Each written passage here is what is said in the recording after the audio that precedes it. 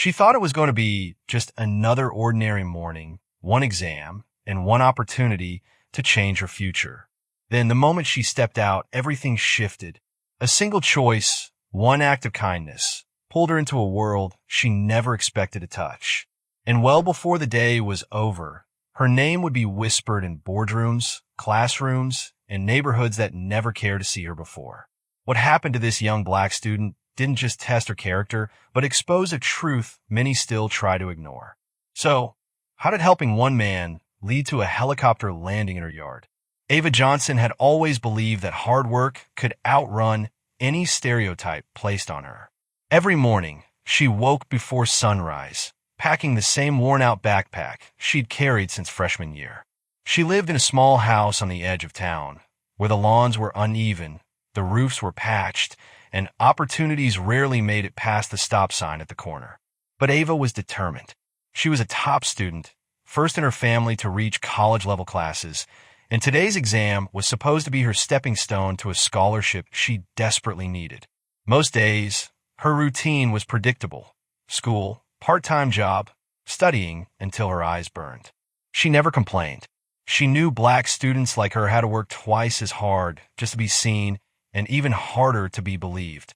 Still, she carried her hope quietly, as if protecting it from a world eager to crush it. That morning felt no different.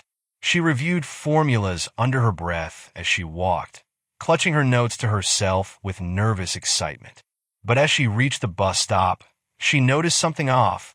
A luxury car pulled over on the side of the road, its engine running, its window cracked open just enough for a faint voice to escape. No one else stopped. No one even looked. In her neighborhood, expensive cars didn't mean opportunity. They meant trouble or distance. Yet something told her to slow down. She couldn't know that the person in that car would pull her into a decision that would cost her the exam she spent months preparing for and expose just how quickly the world judged someone who looked like her. And with one choice, her life would veer into a direction she never imagined. Ava hesitated only a moment before stepping toward the car. Inside, an older man sat hunched over the wheel, his face pale, his hand gripping his chest. His breaths came uneven and sharp, the kind of sound that makes instinct override fear. She asked if he needed help, and he nodded weakly. It didn't matter who he was, someone was in trouble. She dug into her backpack, grabbed her water bottle, and helped him drink. But when he tried to speak, his voice cracked, barely audible. He needed a hospital. Now, she waved at oncoming cars, but each one drove by, never even slowing. Some stared and kept going. Others averted their eyes quickly, as if helping someone of his means was not their business. Or worse, seeing Ava, assumed she was the threat. She felt it in their looks, that rush of judgment that always hit faster than logic. With the bus long gone and no taxis heading through her neighborhood, she made a decision that cut through her chest like a blade. She would walk him to the community clinic several blocks away. Her exam time flashed through her mind, but she pushed it aside and helped him out of the car. He leaned heavily on her as they moved, step by shaky step, down the cracked sidewalk. But helping him wasn't the part that changed everything. What happened along the way did. As they reached the main road, a police cruiser slowed beside them. Ava felt her stomach drop. The officer rolled down the window, eyes narrowing instantly. Not at the man struggling to breathe, but at her, a young black girl, supporting him. "What is going on here?" he asked, already his tone full of suspicion. Ava explained quickly, clearly, but the officer's gaze kept flicking between her hands and the man's designer clothes. The judgment in his eyes was unmistakable. She had seen it her entire life. She wasn't helping him. She was hurting him, or so his expression said. The officer stepped out, hand near his holster, and told her to step back. Not calmly, not like someone trying to assess a medical emergency. He barked the command like she was a threat, and Ava, heart pounding, lifted her hands slowly and backed away, afraid that even breathing wrong would turn the moment dangerous. The man tried to speak. He tried to defend her, but his words dissolved into pained gasps. The officer ignored him. They called backup, and questions flew at Ava. Quick, sharp, accusatory ones. Why was she with him? What did she take from the car? Was she trying to rob him? Every minute that passed was another minute closer to her exam, and another minute where the man's condition worsened. Finally, the man collapsed completely, forcing the officers to take action. It was then that they realized she had been telling the truth all along. The paramedics arrived, loaded him into the ambulance, and sped away. Ava watched them leave shaken, exhausted, and humiliated, knowing well that she had sacrificed a lot more than an exam.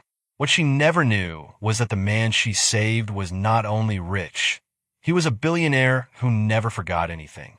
Not an act of kindness, not an injustice, and certainly not who it was that saved his life when nobody else would.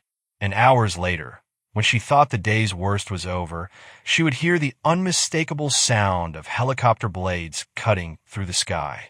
Ava stood in the quiet of her small living room, trying to steady her breathing. The day had taken a lot from her. Missing her exam, being interrogated like a criminal, watching some stranger's life slip through her hands as the world judged her for merely existing. She told herself it was over, that she could finally rest now. But inside, she felt the heavy echo of being reminded yet again just how swiftly a black student would get presumed guilty before anyone could even listen. Then she heard it, a low rumble, steady, growing louder by the second. At first she thought it was construction or thunder, but the vibrations grew stronger, rattling the window frames.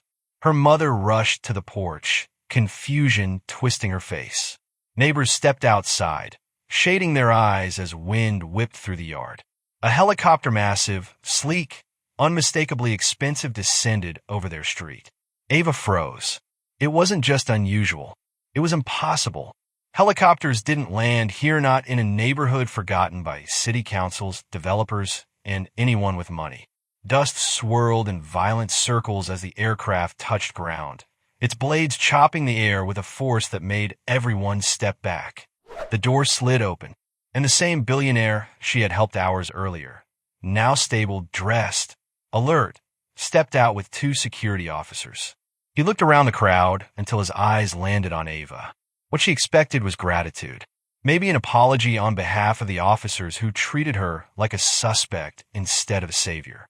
But as he approached, it wasn't gratitude that appeared on his face. It was something heavier, something which made her chest tighten. He told her he had watched the body cam footage. He had seen every moment she stood alone, every accusation. Each command was barked at her. Every second that passed, she was treated as a threat rather than a young girl fighting to save his life. And then he said the words that shifted the ground beneath her. Nobody deserves what happened to you today, and neither of us is leaving until something does change. In that instant, Ava realized this day wasn't over. It was about to explode into something far bigger than she had ever imagined. The helicopter's engine slowly quieted, but the whirlwind it brought into Ava's life was only just beginning. With her mother and neighbors watching, the billionaire walked beside her into the house, determined to speak with the school board, the police department, and anyone else who played a part in what she endured. Within hours, phone calls were made, meetings arranged, and statements recorded. And for the first time that day, Ava felt something she hadn't felt since the moment the officer's hand drifted toward his holster. She felt seen. Not as a suspect, not as a stereotype, but as a young woman whose courage was ignored until someone with power demanded the world's attention. Over the next several days, the billionaire financed an investigation into the incident and covered Ava's application fees, transportation, and anything else she needed to retake the exam she had missed. More importantly, he used his influence to push for new training in the police department and to shed light on how young black students were treated in crisis situations.